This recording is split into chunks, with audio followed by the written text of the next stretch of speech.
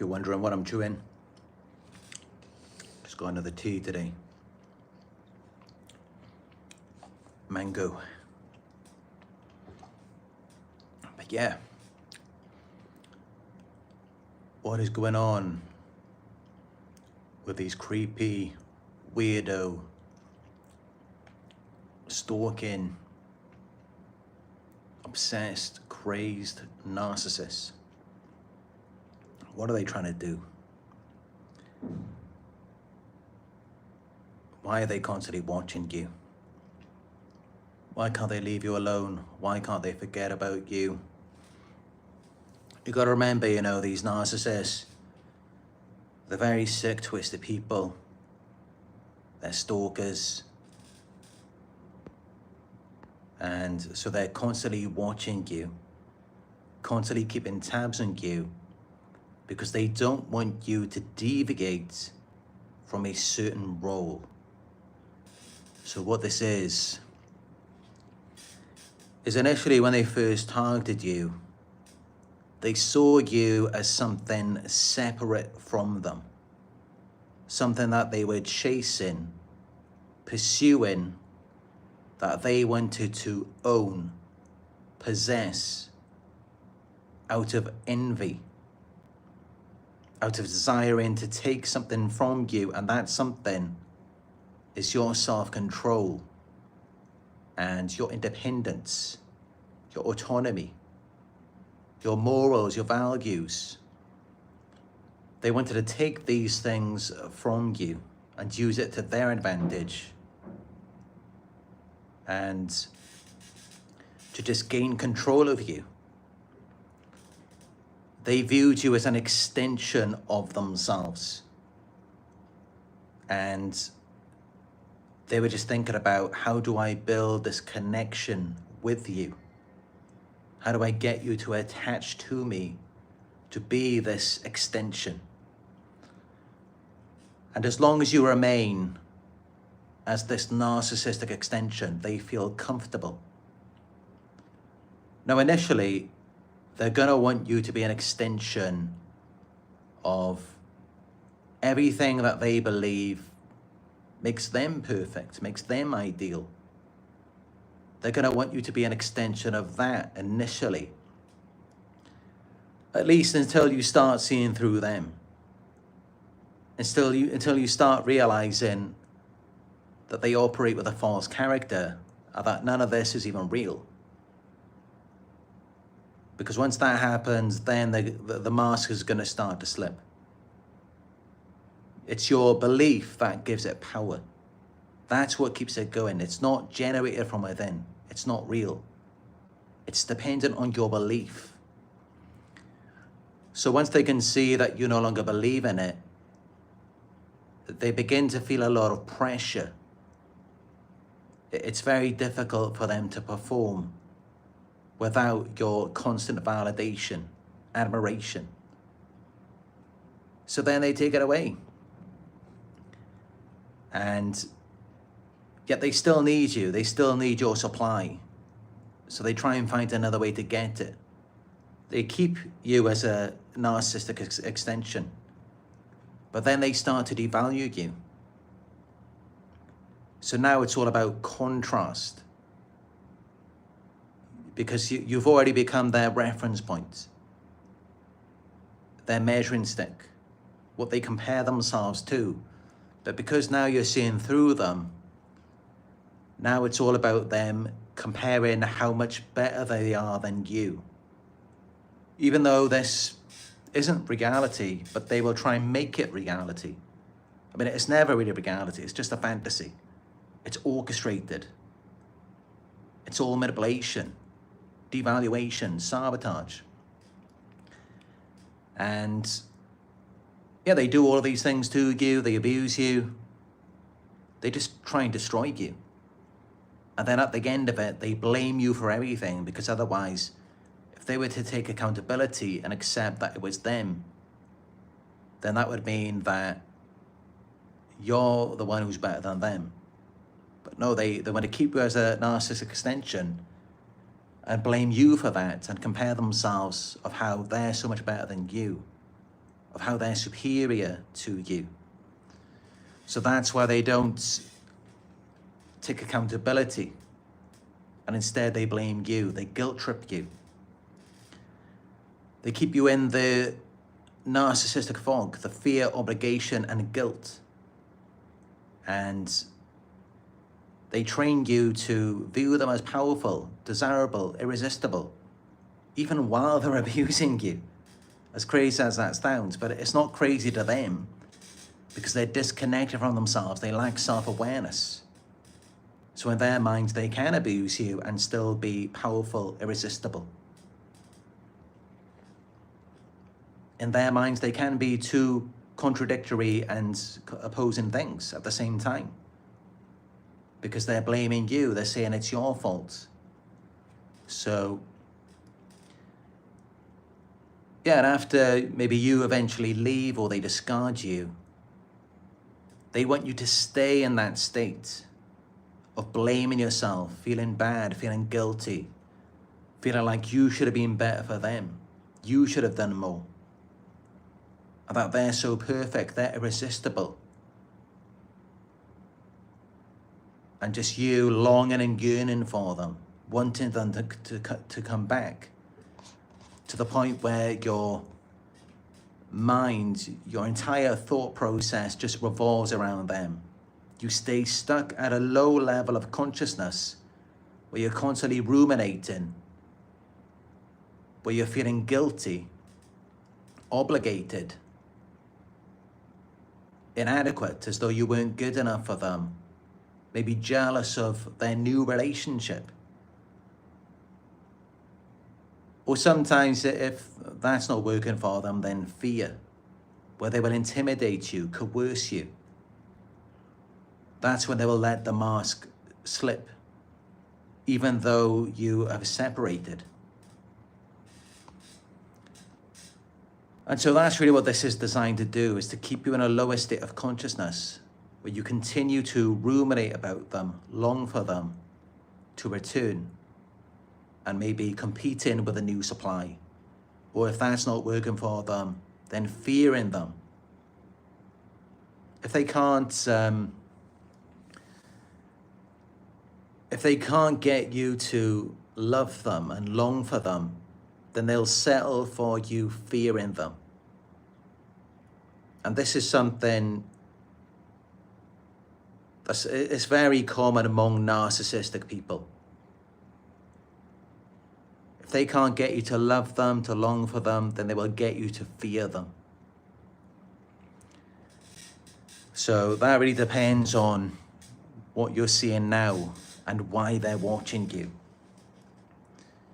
They may be watching you to see just how much you're putting them on a pedestal and wishing they would come back. And maybe you're stalking their social media and they're putting up all of these posts of them with their new supply. And you're just fueling all of this. But like I said, if that's not working, then it may be more intimidation and threats, such as financial or legal manipulation, trying to take you to court, or threatening to sabotage you in some way, smear campaigns. This is what they do when they know you're not buying into the illusion, where they know that you're not idealizing them and you're realizing that you don't need them in your life.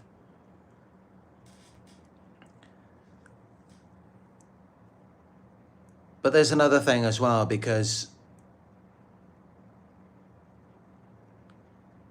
many narcissists do not have the power to take you to court, to get you fired from your job, to make all of these threats. So in order for them to regain a sense of power and control, they just obsessively stalk you. Now they're still going to be stalking you, even if you're still idealizing them, even if you're suffering, longing and yearning for them. Or even if you're fearful of what they might do next, they're still going to stalk you then to see if it's working and when is the right time for them to strike. But they are especially going to stalk you if they have no means to provoke you or attack you. Then they're definitely going to be keeping an eye on you because they're going to be feeling powerless and insecure.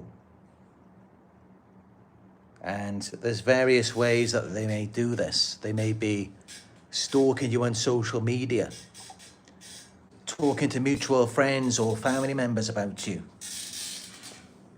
trying to get an update, trying to see what you're doing, who you're with, or they could actually be stalking you in person. They could be in the bushes outside your house with a pair of binoculars. In some cases, it can be very extreme because remember, this is all because they view you as an extension of themselves. So there's no boundaries. And especially since you don't believe in the illusion anymore, now they're devaluing you, they're blaming you. So in their minds, they have a special right, a special privilege, maybe even a duty to cross boundaries and to break ethics, even laws, to get to you.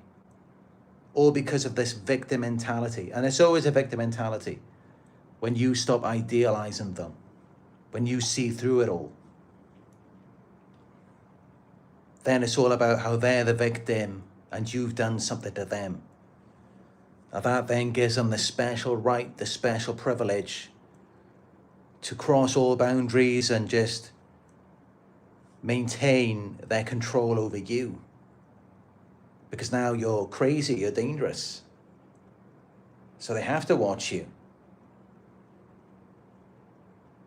But it's kind of funny because even though they have this mentality, deep down they don't really believe it, and that's where they hide. And like I said, it can get very extreme. They'll put spyware on your devices. They'll be watching you through the cameras, listening on the microphones, and they may even put a tracker device on your car, install surveillance cameras in your home, pinhole cameras. And I've heard all of this many times from my clients.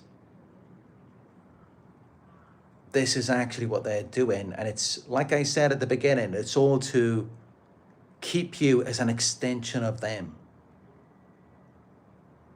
And it's either to try and get you to re-idealize them, to see them as desirable, powerful, or so they can have that contrast.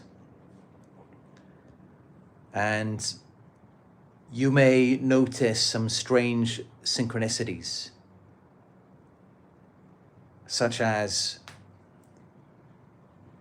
you may be watching a movie or a TV show, and then suddenly they will start acting like one of the characters that maybe you like. Or they'll just show up and they're listening to similar music that you listen to. Like they're trying to reform this bond, but it's a certain timing involved as well. Because they're trying to get in alignment with you because they still view you as an extension of them. They just feel like you've slipped out of their possession and they're trying to get you back. Because they don't feel good on their own when they're separate. They feel like they're not enough. When they are in unity, in alignment with you, in synchronicity, it makes them feel alive. It makes them feel powerful.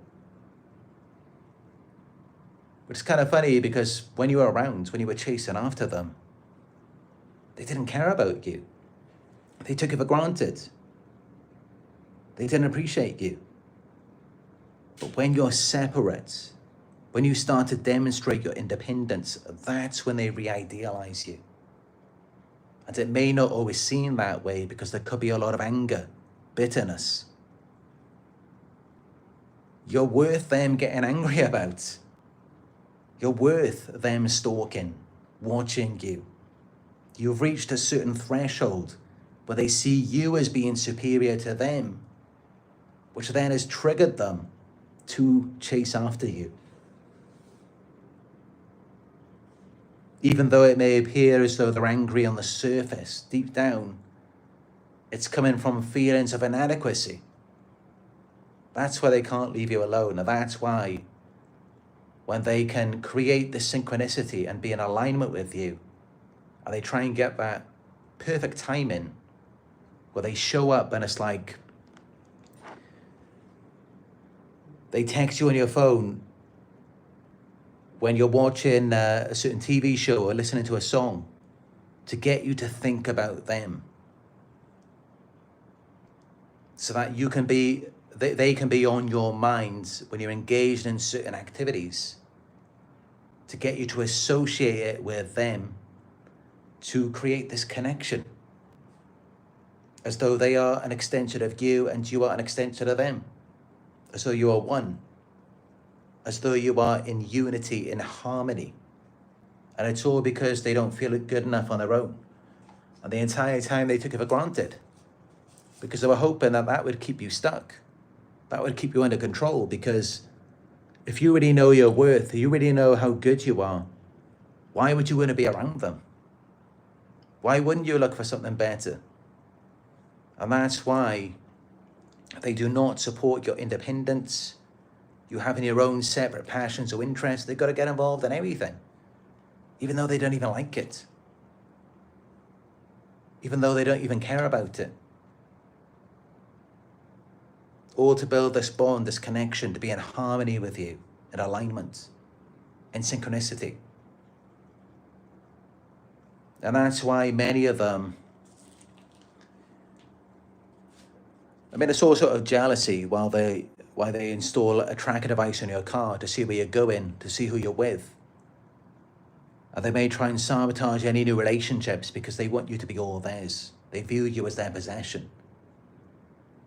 And because of the entitlement, they feel like they can treat you however they like. And they can do whatever they like. And you're still theirs, because they view you as a narcissistic extension. And so, yeah, they install tracker devices in your car to watch you and see where you're going, but also to see what is taking you away from them.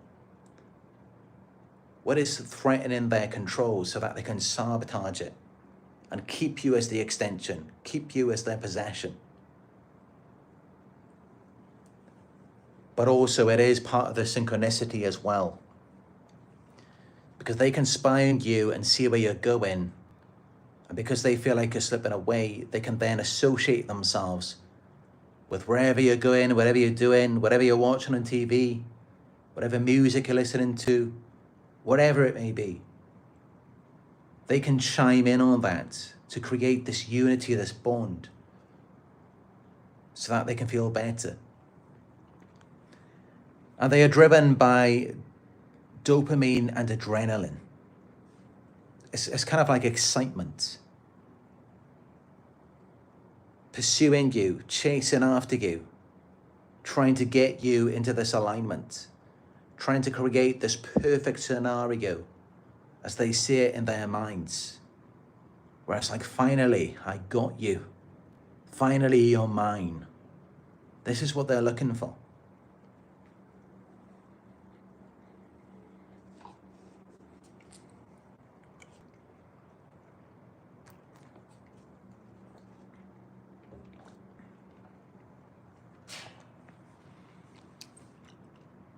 And it's all because they targeted you out of envy, out of a desire to be like you. And it doesn't mean be like you from head to toe, no. Certain qualities, characteristics, your confidence, your passion, your love, your enthusiasm, money, resources, your house, your car, your style, the way you dress, your connections. There's just so many different things. And also viewing you as the whole package, all of these things together made you appear desirable. Initially, it made them kind of slip down and feel inferior. And that's why they have this mentality, if you can't beat them, join them. So they thought they would collaborate, join forces with you. Even though they're not really interested in anything that you are, or they care about a supply. They pretended to be similar to you and to want what you want, so they could get up close to you, join forces with you, and then it enhances their self-image by being in association with you. But you don't know at the time that they're wearing a mask, and that it's actually a huge disadvantage for you to be associated with them, because they're not anything like you. They're not on your level. They can't benefit you in any way. And that's how gradually you just end up being drained of your energy, characteristics, just everything that you are. And then by the end of it, you don't even know who you are anymore. And it's like they're more you than you. You're just nothing, and they're everything that you thought you were, that you were striving to be. And now they're that with someone else, all of a sudden. And they've trained, conditioned you to view them as ideal, desirable, and their new relationship as ideal and desirable as well. And it may cause you to feel jealous, it may cause you to chase after them, to long and yearn for them. And you lose that self-awareness, you lose that connection with yourself. You're giving your life force to them. And think about that. Why would someone want your life force? It's because they haven't got that themselves. They haven't got anything that keeps them together as a person, as part of an identity. They don't have that. This is why, they profess that they have certain values, morals, principles at the beginning, and then gradually after you get involved with them, they break all of that. They cheat, they lie, they steal from you, they betray you, they hide things, they harm you, physically, psychologically. They did all of the things they said they would never do, or that were completely contradictory to the image that they presented to you, because they don't have a life force. This is why they can't regulate their emotions. This is how they're all over the place, undisciplined. Because a person who actually has a true, strong character, they do not act out of character without extreme pressure, stress, provocation, or some form of scarcity.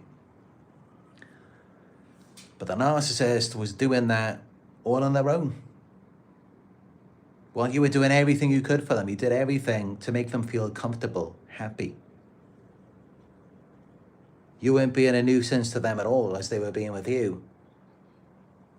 And, that's really what happens to us, is that under immense pressure, immense opposition, some of us, yes, we gradually break. And we can't hold ourselves together. And that's completely normal. I mean, of course, with anything, it's like anything that you attack, it's going to fall apart at some point if you attack it hard enough. But you weren't attacking them, you were supporting them, encouraging them, and they still fell apart. And all of the other supply they're getting. But with you, they isolated you, became your only source of influence. And they were your opposition, secretly, while you were trusting and confiding in them, being vulnerable, open. And they were coming in and taking everything apart. So it's understandable with you, of course, in that kind of situation. If you're in it long enough, I mean, of course, yes, at some point it's going to break your values, your morals. But it doesn't say anything about you as a person. But with them, it's because they lack character. And this is why no matter how much supply you give to them, the mask always slips at some point. And that's why they then go off and find a new source, because you've seen through them then. You don't validate them, you don't make them feel ideal. And that's another thing. I mean, once you've confronted them, exposed them, then they're really going to keep their eyes on you. Then they're never going to forget you because you become a threat. They know that you have information, and if you reveal that to other people, it's going to affect the other sources of supply, their reputation. And they want to keep getting that supply.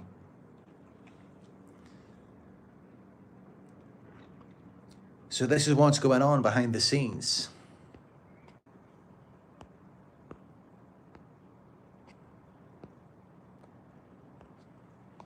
They may want to know that you're still suffering without them, because it's that contrast. They still view you as an extension of themselves. So they want to know that you're down, that you're suffering, that you're longing and yearning for them, that you're jealous of their relationship with their new supply. So that it fuels them and it keeps them going forward. And also their ego needs proof that you still care. This is why they keep checking back with you, to see what you're doing. Because it's a false image, it needs your care. Even though they've meant to have moved on with a new supply, it's like they're using you to fuel that. Like you are something in contrast, and it kind of propels them in that direction. And this is why, if they can see that you don't care, if somehow you're able to get over it, so you find a way to just go within and heal yourself, they might just come straight back to you. And that's really for another video. If anyone actually wants to know that, I mean, maybe some people do if they're still at the beginning of their healing. If you're still seeking closure, you may wonder, how can I get the narcissist back from the new supply? And that's really it. You know, if they're ever going to come back, it's going to be when you don't care. But usually that takes time. But if they see it instantly that you don't care, that they've gone, or you've left and you're happy without them, or it seems that way immediately, they're going to drop whatever they've got with the new supply. And they're going to come right back to you. Because it's all based off of you. They've got to get the reactions, the encouragement from you in some sort of way. They've got to get you on that same wavelength. And if you stand firm, if you resist it, eventually they will align with you.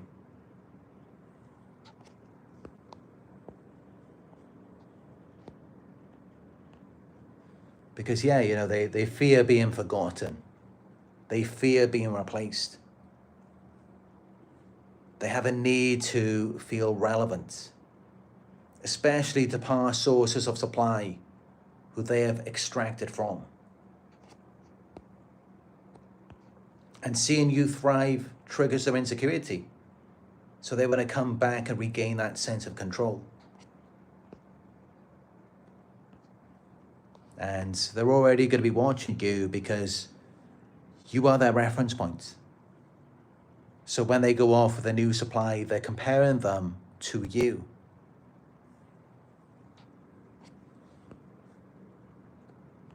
And of course, watching you gives them a false sense of power.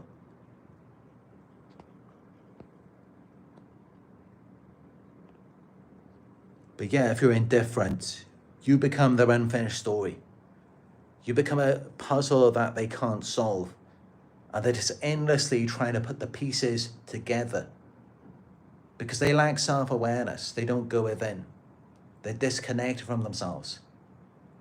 So they've got to get that understanding from you. And this is why they can never move on. You can move on when you come back within, when you stop seeking closure.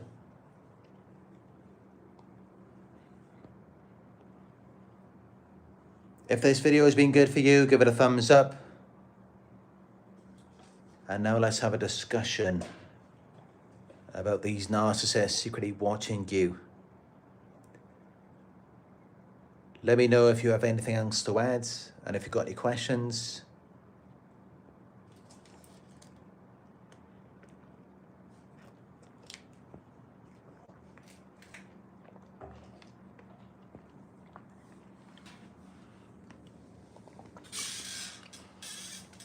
But yeah, I mean, this is it. This is one of the best descriptions you're going to find on narcissistic people and stalking. This is why they do it.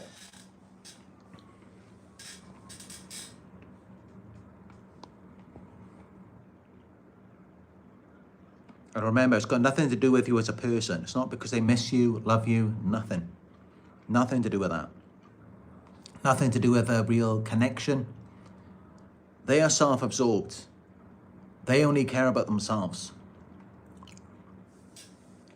And it's really because they need to view you as an extension of themselves. That's all that it is. It's about validation, control, power, superiority.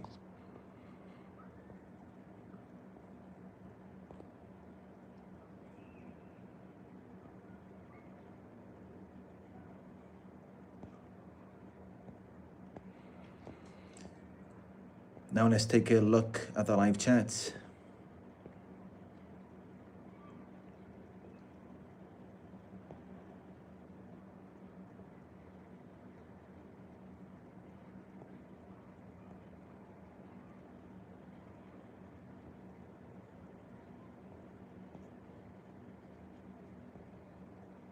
And let all of the trolls come in first, and so that they can write all their silly comments. And then once I've already said the message, then I can skip past all of it.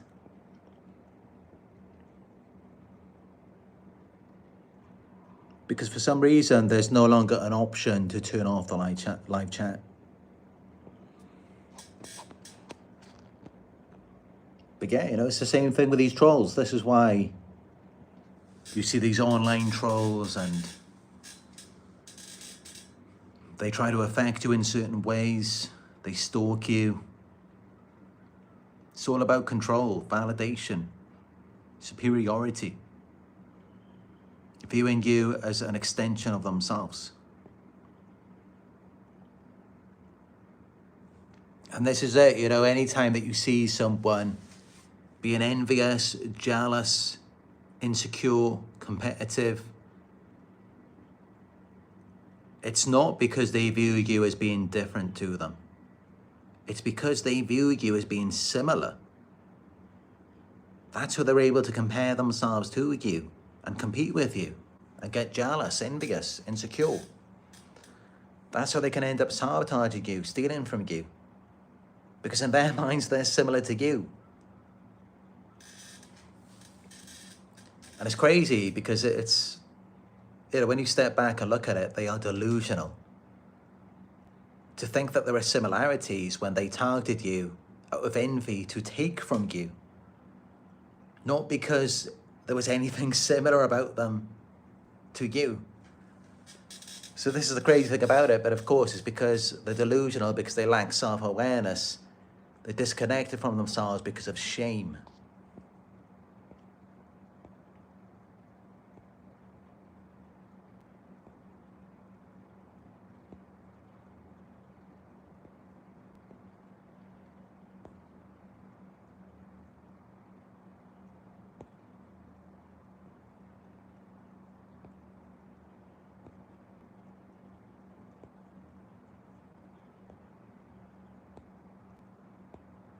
But yeah, any questions, let me know. Other live chat. If you've got anything else to add.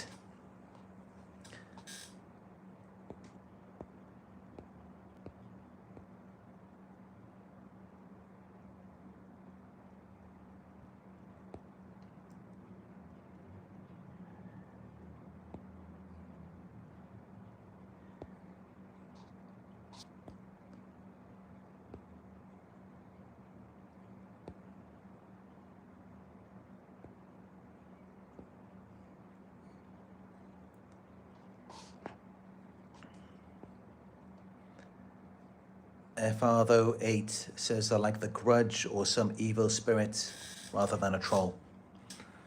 Yeah, it all goes back to childhood trauma. You know, they abandon their true selves, their authenticity to try and please their parents. And it was all about a performance, to seek validation. And they never got it.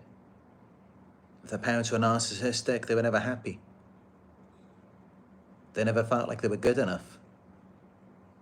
And that's why they just act like a nuisance now and just try and provoke people, try and irritate you. Because that's how it felt for them in their childhood. And they don't want to go within, they don't want to accept it.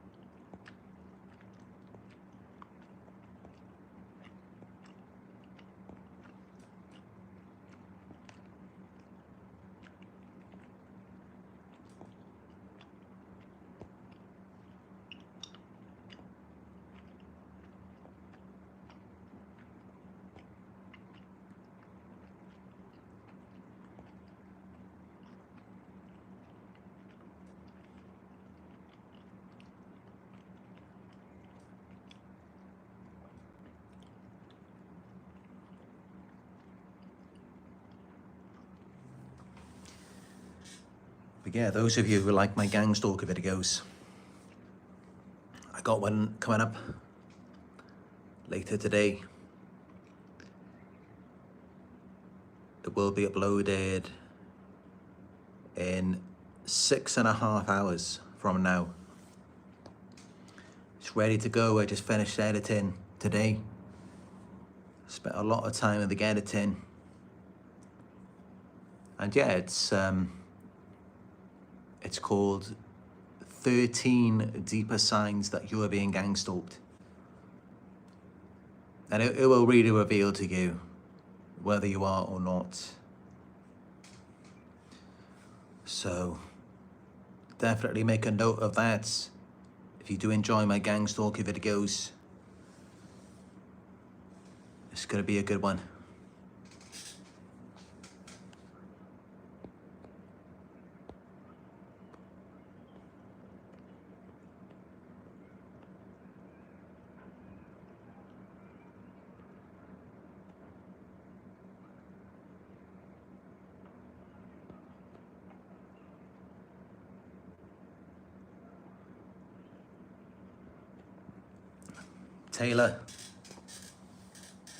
Taylor says, I could do without the name calling and the spitting on me in front of my daughter though.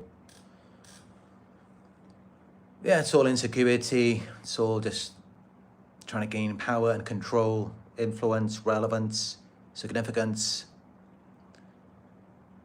And, you know, they can get that by targeting what's important to you, what means something to you. And this is how it ends up like just one big Jerry Springer show, or Jeremy Kyle if you're from Britain. It's like the Jeremy Kyle show. Get all the entire family, kids involved, everything, all of this drama, and just like throwing things at each other. And I don't know, like the kid walks in on the narcissist and their new partner in the bedroom. This is all of these crazy things happen because there's no boundaries. So it's like they're just like a bunch of hillbillies. That's what it's like. It's very low class.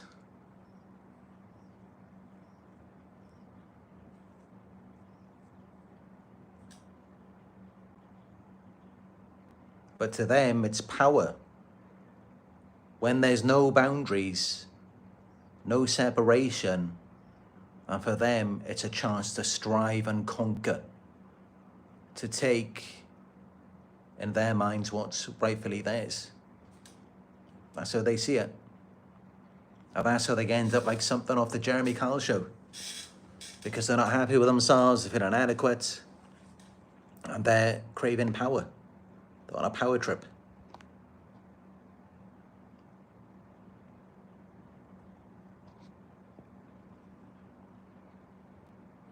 But they got to see you as an extension of them, as though you're similar. That's how they have to see it. As though they own you, possess you. Or they just label you as crazy or something, as a horrible person. They call you the narcissist. So then in their minds, that gives them the special right, the special privilege to cross boundaries and just do whatever they want, take whatever they want. It's just a pathetic excuse, really. Because that's just it. I mean, if someone is so horrible, if someone is so crazy, if someone's such a bad person, you would be disgusted by them and their behavior. And you would be like, no, I don't want anything from you. So that's how you already know that they're lying. And actually, like I said, underneath the anger and bitterness, they secretly idealize you. And they have to see you as similar to them. Otherwise, it causes a narcissistic injury. No wonder they can never experience a deep connection or ever be happy. Because that's the beauty in it all, when you see someone as a separate individual. I mean, yes, that does come with responsibilities, acknowledging their separate feelings and needs. It's an inconvenience for narcissists.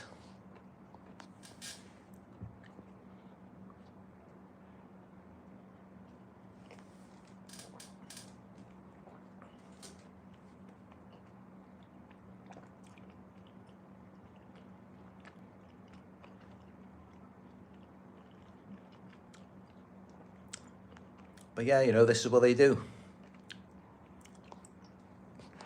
And then they train you to see them as ideal.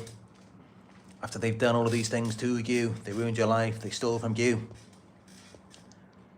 No, you gotta take a step back and look at it as it actually is. And realize, like, yeah, you've been exploited, you've been robbed. By what, though? A bunch of hillbilly trailer trash rednecks. That's what. That's all that they are. These people are lowlives.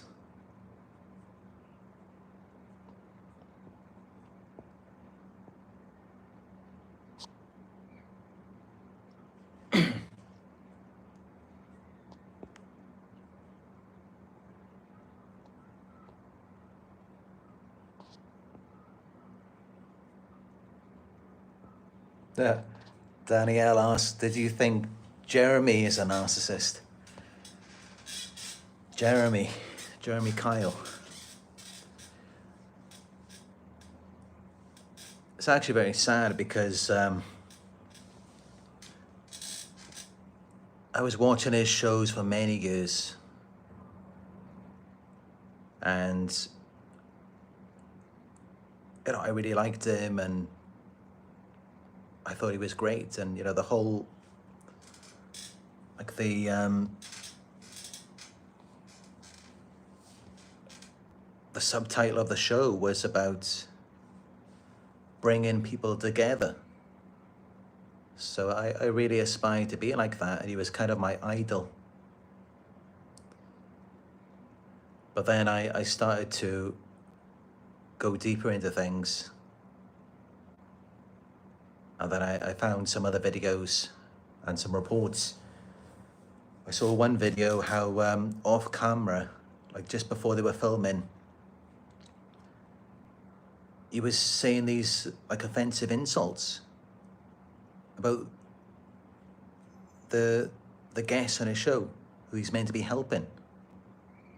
So it just revealed like a lack of empathy and how he didn't really care about them at all. Which is really sad because, you know, they were coming there, even though, you know, obviously they're not the most decent people in Britain that go on that show. But they were going there for help. And so they deserve to be treated with respect. So it completely changed my mind about him after I saw that video. And there's some other reports as well. As someone was meant to have died or something. I can't remember exactly what it was.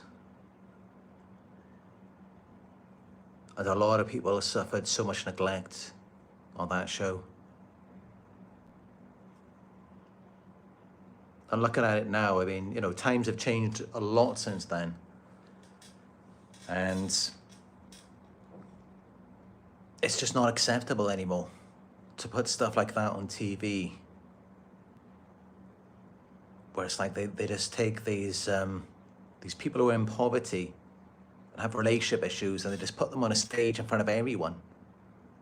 And everyone's just laughing at them. Just making a joke of their lives. And that's just it, you know, it kind of trains us to not have empathy for people.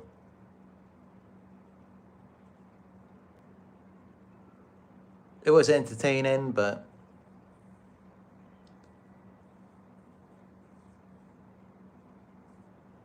yeah, I don't know.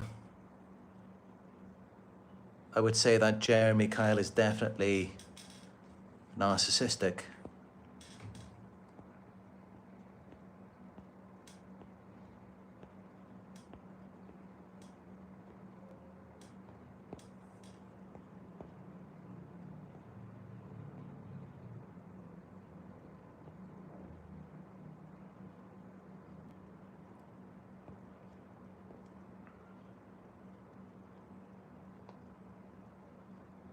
Aaron Michael says there is no such thing as pleasing a narcissistic parent. It'll never happen, so let's just relax with that. Yeah, that's right. I mean, if you have a narcissistic parent, you are never going to please them.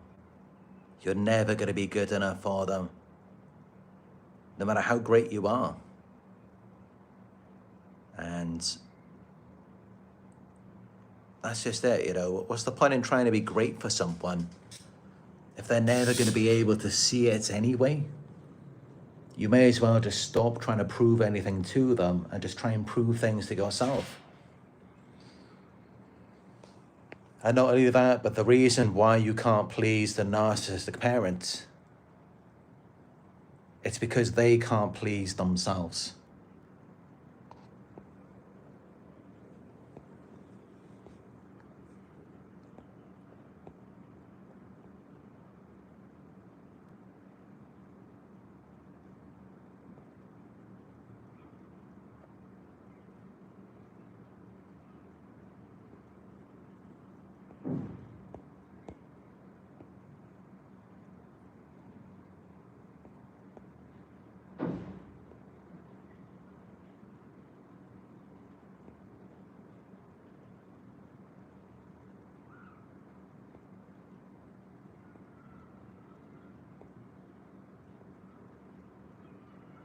John Tracy says, Jeremy Kyle's show taken off air. Now got too toxic. Yeah, it was really toxic, really shocking. I mean, you know, that's what attracts people's attention, isn't it? It's what people wanted to see. And it was definitely, you know, one of most popular TV shows in Britain. It was so popular, I think he even went and did a show in the US.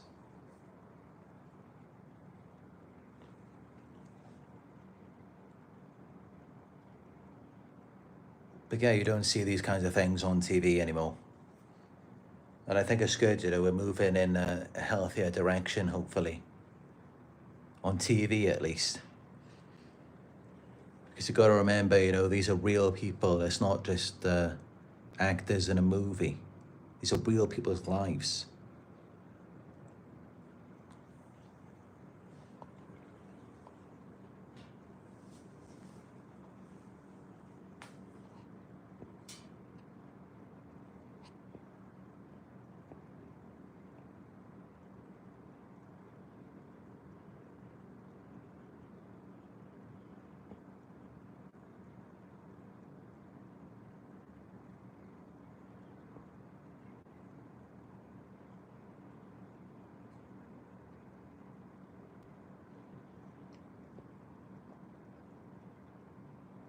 Jack O'Neill says, a narcissistic boss once admitted with pride, I don't have to watch the Jerry Springer show.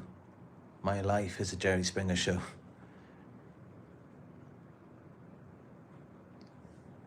I'm more into watching criminal interrogations or sometimes they show police footage when they're arresting abusers. And I find that kind of entertaining. But I think it is kind of an escape from our lives. It's things may not be going well in our lives, but then we get to watch someone else. And how they are being arrested, going to jail. And so then our life doesn't seem so bad.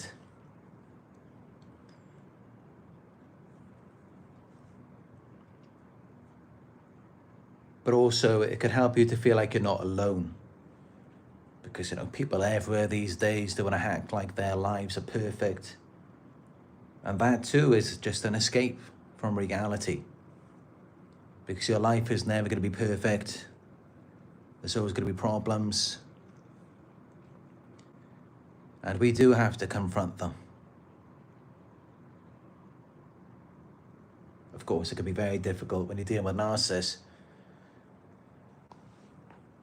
Confronting problems is the last thing you want to do because they use them to provoke you, to intimidate you.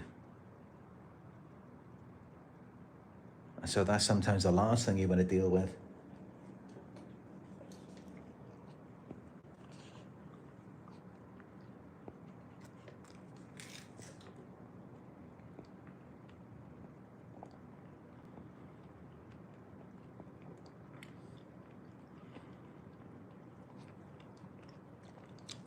But yeah, you can still watch those shows online. Jerry Springer, Jeremy Kyle, I think it's still on YouTube.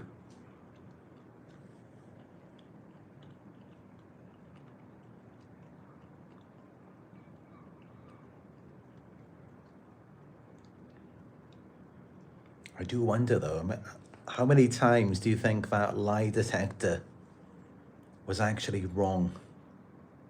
And I think that was a part of the problem too, is that sometimes,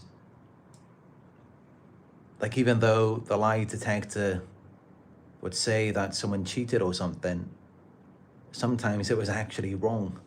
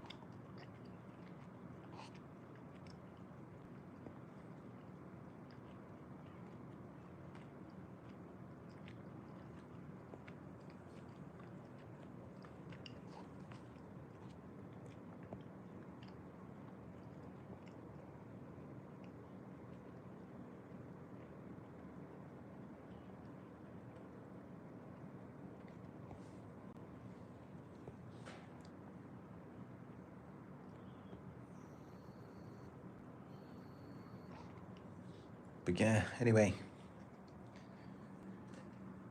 just know that these narcissists will be watching you. Of course, you know, it's because of their trauma, their disorder. They need you to they need you so that they can function, because they viewed you as this reference point. They envied you, you made them feel insecure. And with insecurity comes control. That's what creates this obsession. So they got to get you back now, because they feel like they've lost you. And it's really sick, but yeah, in their minds, they actually think they're similar to you. They really do. Because that's what drives them to you. It's some kind of what they think is a similarity in their minds. And, you know, that's fine if people are actually similar in that way. But, you know, that's just it a lot of times, is that opposites can attract as well. Just how, you know, we're really like the opposite of them. But then on the surface, we think we have things in common.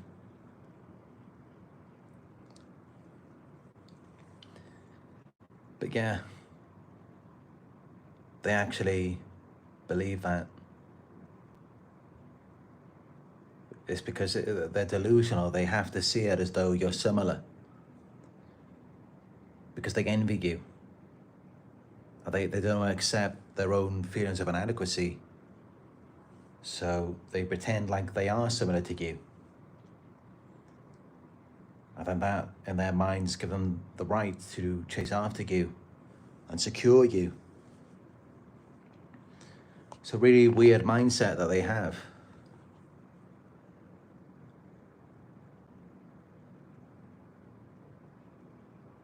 But yeah, it's all black and white with them, and they feel inferior. And, you know, just because someone's different, it doesn't mean that they're better or you're better. You could be better in different ways. But this is how they have to think, and really it's because they're the ones who are flawed. Of course, they have a disorder. And they're not even accepting it, they're not trying to be better.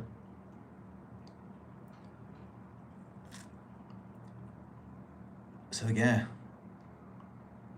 and really watch out for this, you know. Anytime that you see anyone acting like they're so similar to you,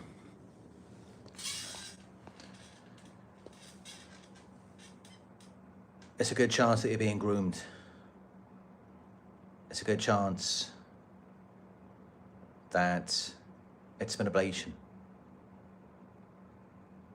As you may probably already know from dealing with these narcissists, but it's like they were so similar to you. It's like they were the one, your soulmate. You had everything in common.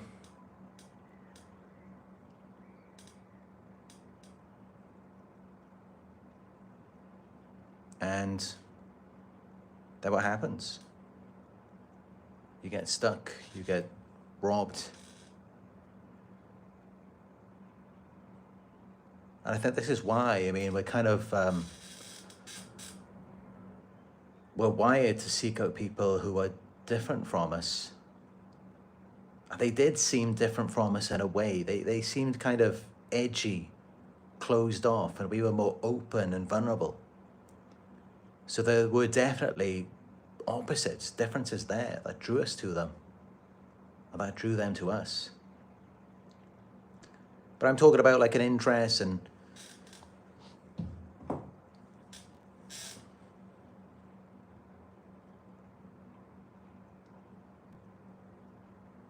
it's a red flag when someone acts like they're so similar to you.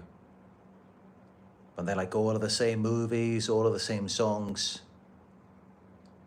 And then later on in the relationship, they don't want to do any of it. So what happened to this person? We're so similar to me. And that's really the thing that got me. That's what I couldn't understand, because it's like, how did we end up together then? If we like all of the same things, why are there so many problems? And that's just it. I mean, this is why you're better off with someone who at the beginning can just say, you know, I'm not really interested in that kind of music. I don't really like that movie. I don't like hiking.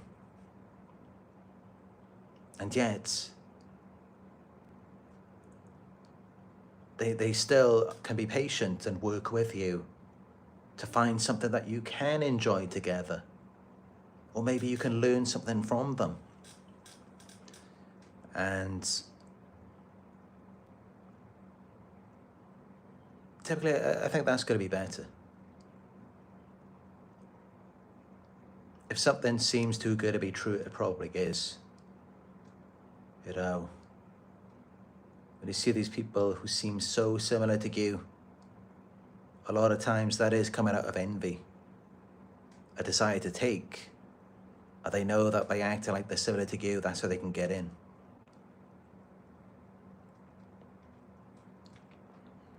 So yeah, be aware of that.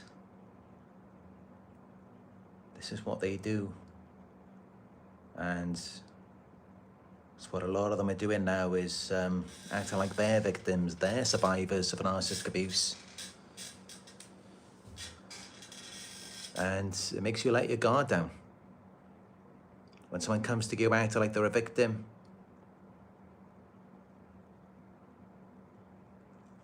and you feel like you have that in common, that can really get you.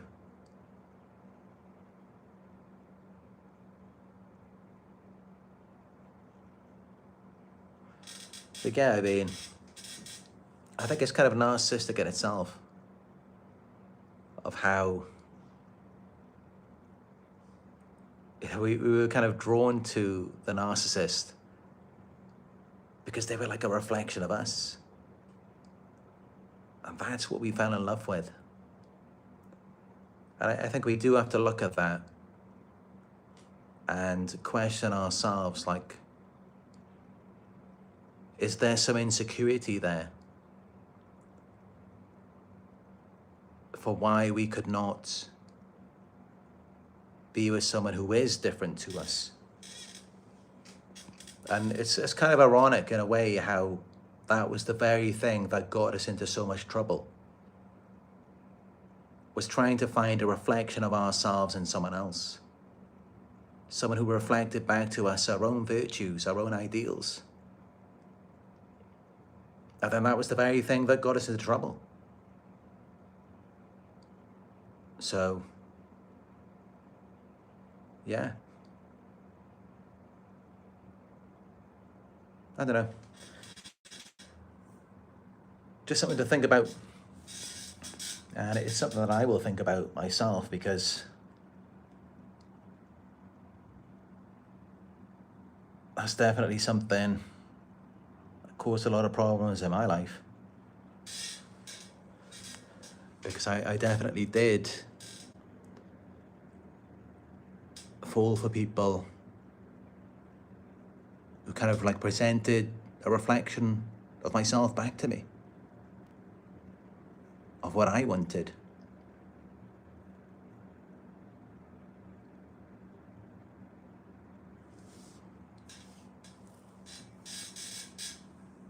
But yeah, it can happen.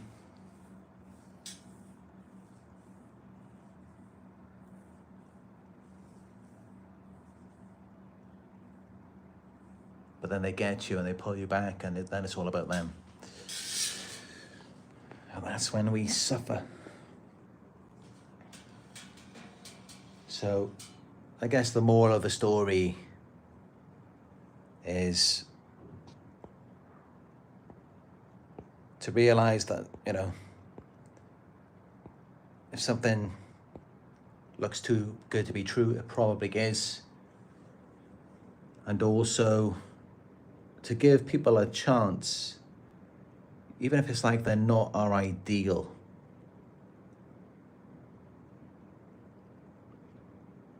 As long as they are open to some extent and, you know, they're willing to work on things, I mean, I think that's probably the number one trait more than anything else that we need to look for, is people who are willing to work. I mean, it doesn't matter like who they are, it doesn't matter how attractive, it doesn't matter about anything really. I mean, if we're talking long-term relationships, it's just about, are they going to put in the effort or not? Because if they're not, then it's not going to last. It's not going to be any good. So, that's definitely perhaps the number one trait that we need. Of course, narcissists know that, and that's why they come at us in that way in the beginning. Like they're going to be this person who does everything that no one else did before. And yeah, it can be quite overwhelming when they shower us with attention and affection. Anyway, just some notes to finish off the video. Some things to think about, some things that I will think about, some things I will reflect on. But yeah, if you enjoyed this video and it was helpful for you, please do give it a like. Let's work together to get out there. And let me know your thoughts in the comments below. Anything you'd like to add, any questions. If you're new here, subscribe and hit the notification bell so that you will be notified when I go live again and when I upload a new video. Speaking of uploads, there will be another one in 6 hours. 13 deeper signs that you're being gang stalked. If you would like guidance to support your healing journey, I am available for you. You can book a one-on-one with me by going to narcsurvivor.co.uk. And I appreciate all of your donations, no matter how small. You can donate by going to paypal.me/narcsurvivor. You can see the links in the live chat down below. And yeah, we have a new Facebook group. It's called Narc Survivor. And you can also follow me on my Instagram. It is Narc Survivor YouTube.